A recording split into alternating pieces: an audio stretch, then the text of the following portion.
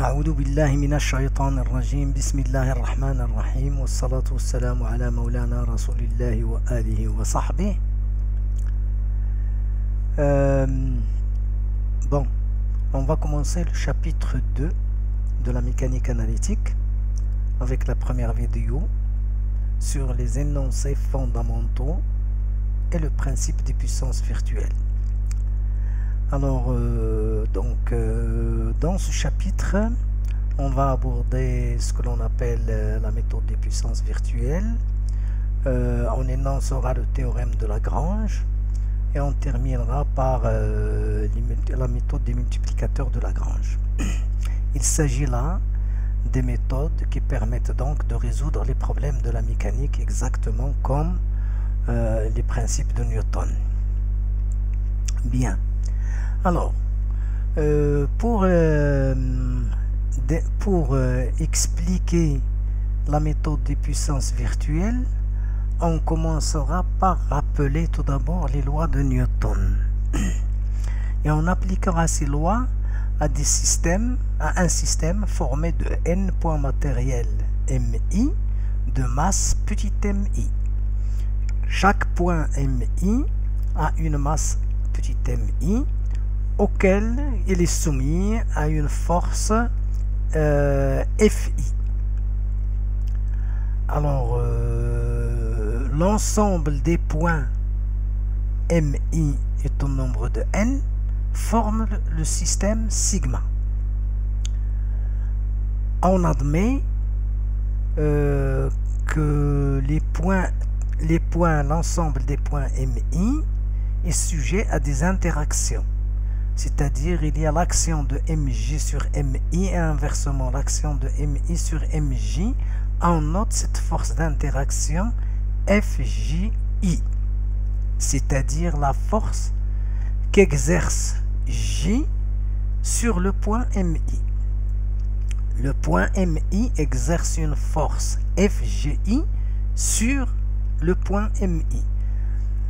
Alors, on a un champ de force intérieur, noté MI, FGI.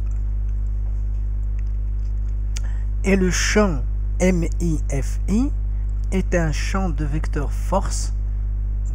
Ces forces-là, FI, ce sont des forces exercées par le milieu extérieur à sigma. Donc, on a dit deux types de forces. Les forces extérieures à sigma, ce sont les FI. Et les forces intérieures, ce sont les FGI. Ce sont des forces d'interaction entre les points de sigma. Bien. Loi fondamentale. La loi fondamentale de la mécanique admet qu'il existe un référentiel RG tel que si gamma I est l'accélération si les accélérations gamma I sont les accélérations des points MI dans RG, alors nous avons FGI est égal à moins FIJ, c'est d'après le principe d'action et de la réaction. Et nous avons aussi le produit vectoriel entre le vecteur MIMJ et la force FGI est égal à 0, c'est-à-dire que FGI est collinéaire au vecteur MIMJ. La troisième loi, c'est la loi fondamentale connue de la mécanique, qui est dite loi de Newton aussi. C'est la masse MI fois gamma I est égale à la force extérieure à sigma FI plus la somme de toutes les forces qu'exercent les autres points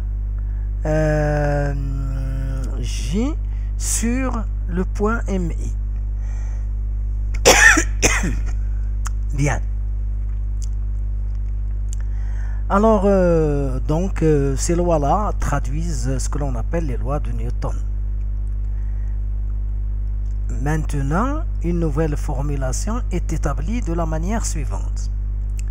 On va prendre des vecteurs arbitraires que l'on note VI étoile. Ces vecteurs-là, ce sont des vecteurs arbitraires au nombre n. la relation fondamentale de la dynamique appliquée au point MI s'écrit alors MI gamma I produit scalaire avec VI étoile est égal à FI VI étoile produit scalaire avec VI étoile plus cette sommation-là. C'est-à-dire qu'on a multiplié toute cette équation-là scalairement par VI étoile. C'est ce qu'on a fait ici. Bien. Et maintenant, on va sommer sur tous les points I du système. Sur tout le système. Alors, somme sur de I égale 1 jusqu'à n dixième I gamma I VI étoile est égal à somme sur I des FI VI étoile plus somme sur I somme sur G des FGI produit scalaire avec VI étoile. Très bien. On pose P étoile extérieure, cette quantité-là, c'est-à-dire celle-ci est notée P étoile extérieure. Ce deuxième terme est noté P intérieur étoile. Et ce premier terme est noté P étoile accélération, relatif à l'accélération qui se trouve dedans. Et de cette manière donc, le principe fondamental ici peut s'écrire alors P accélération étoile est égal à P extérieur étoile plus P intérieur étoile. Jusqu'à maintenant, ce P, c'est le produit scalaire d'une force fois un vecteur arbitraire quelconque. Mais bien, comme on peut le voir sur le schéma ici, donc les VJ étoiles, ce sont des vecteurs quelconques. Ils peuvent prendre n'importe quel sens. Alors que les forces qui ont réalisé cette quantité-là, ce sont des forces réelles. Ce sont des quantités d'accélération des différents points MI, ou bien les forces extérieures à sigma qui s'exercent sur les différents points MI, ou bien c'est les forces d'interaction, ce sont des forces intérieures à sigma, d'interaction entre les différents points. Bien. Alors, puisque ceci est vrai, quels que soient les vecteurs VI étoile, alors on va dire que ces vecteurs VI étoile, c'est des vitesses imaginées, c'est-à-dire des vitesses virtuelles. À l'instant T fixé, VI étoile est appelée vitesse virtuelle du point MI et le champ MI VI étoile détermine à l'instant considéré un mouvement virtuel de sigma dans RG. Donc ces vitesses virtuelles déterminent un mouvement virtuel. Alors ce champ de vitesse virtuelle, parce qu'à l'instant fixe, on a fixé le temps et on a imaginé que des vecteurs vitesse quelconques ont créé un mouvement virtuel dans RG et que donc le produit, puisque c'est des vitesses virtuelles, alors le produit scalaire de la force par cette vitesse virtuelle va donner donc la puissance. C'est une puissance virtuelle des quantités d'accélération, et si les quantités d'accélération sont réelles, et c'est la vitesse qui est virtuelle, la même chose ici pour les deux autres puissances. Bien. Alors, à l'instant T, les déplacements virtuels d'QI étoile sont des vitesses virtuelles multipliées par un petit delta de T. Ce petit delta de T, c'est-à-dire un instant, ce n'est pas un instant réel, mais c'est un instant virtuel aussi. Donc, ce déplacement virtuel peut s'écrire sous cette forme-là. Représente le déplacement virtuel obtenu à l'aide de la vitesse virtuelle. C'est le déplacement virtuel obtenu par cette vitesse-là. Donc, chaque vitesse virtuelle, VI, qui agit donc sur le point MI, lui donne un déplacement virtuel que nous notons dqi étoile. La puissance ici virtuelle des forces extérieures à sigma, la puissance virtuelle des efforts extérieurs à sigma à l'instant considéré dans le mouvement virtuel considéré. C'est P étoile extérieur. P étoile intérieur, c'est la puissance virtuelle des efforts intérieurs à sigma ou à l'instant considéré dans le mouvement virtuel bien sûr considéré, parce que le champ de vitesse détermine un mouvement virtuel. La même chose pour la puissance virtuelle des quantités d'accélération. C'est une puissance virtuelle des quantités d'accélération de tous les points de sigma à l'instant considéré dans le mouvement virtuel considéré. Alors, maintenant, conclusion, énoncé du principe des puissances virtuelles, PPV. Il existe un référentiel RG galiléen tel que, quel que soit T, et pour tout système sigma, dans tout mouvement virtuel rigidifiant, la puissance virtuelle des efforts intérieurs est nulle. Alors ici, ça veut dire quoi? Ça veut dire exactement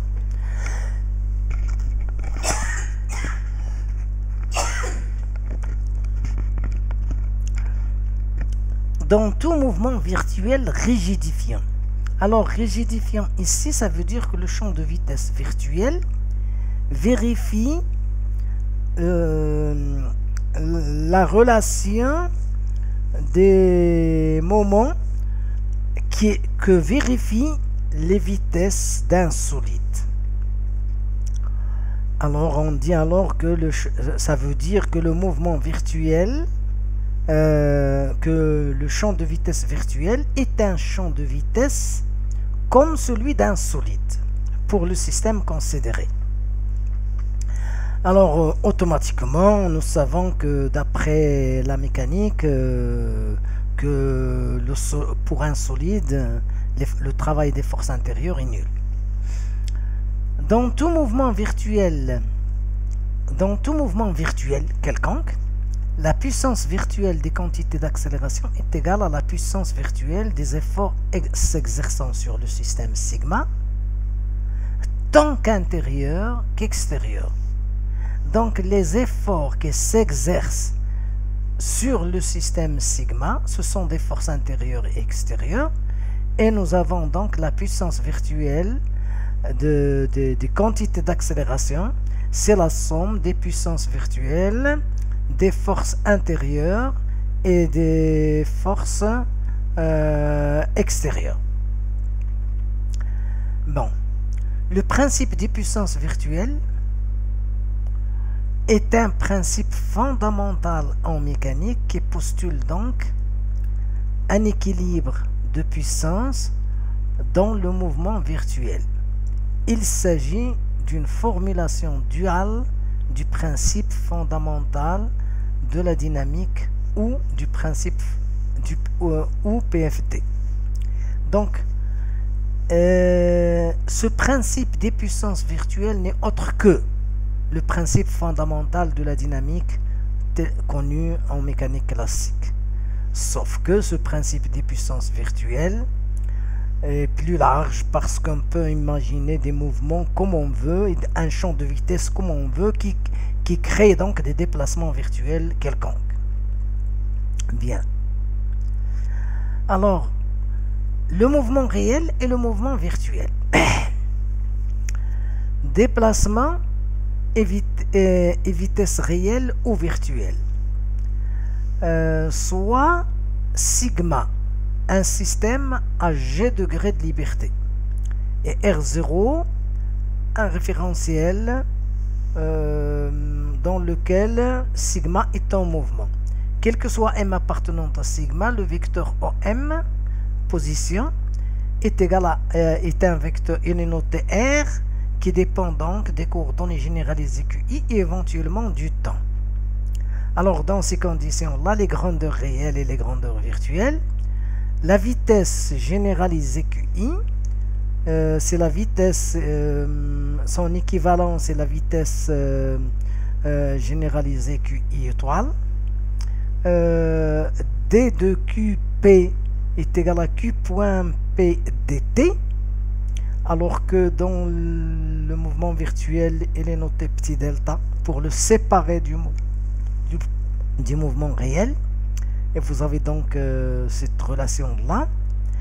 La différentielle, un déplacement élémentaire d de R du point M est égal, donc s'écrit sous cette forme-là, parce que R est une fonction des QI et du temps, donc il s'écrit sous cette forme.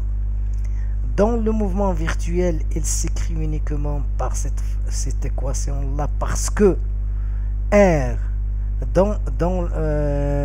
quand on dérive R par rapport au temps, le temps est fixe, parce qu'on a dit à l'instant T considéré en un mouvement virtuel. Donc le temps il est figé et le mouvement est imaginé. Alors la vitesse d'un point M s'écrit donc sous cette forme-là, c'est une vitesse réelle ici, qui s'écrit donc, la vitesse virtuelle correspondante s'écrit uniquement par cette partie, c'est-à-dire que d de R sur dt disparaît. La même chose donc pour la relation fondamentale, d de V0 sur d de Q point I est égal à d de R sur d de QI. Il est vérifié ici donc, d de V étoile 0 de M sur d de Q point I étoile est égal à d de R sur d de QI. Bien. Alors, remarque importante, c'est ce que nous venons de dire quand on explique comme ceci, c'est que la différence entre le mouvement réel et le mouvement virtuel, c'est que le temps dt est égal à 0. C'est-à-dire qu'il n'y a pas à l'instant, c'est-à-dire que le mouvement virtuel est imaginé à un instant t donné fixe. Bien, donc le principe des puissances virtuelles en résumé, c'est comme le principe des puissances, c'est comme il s'écrit de la même manière comme le principe fondamental de la dynamique. Il exprime que la puissance virtuelle des quantités d'accélération, c'est la somme dans tout système, c'est la somme des puissances des efforts extérieurs plus la somme des puissances des efforts intérieurs. Bien, je vous remercie. Wassalamu alaikum.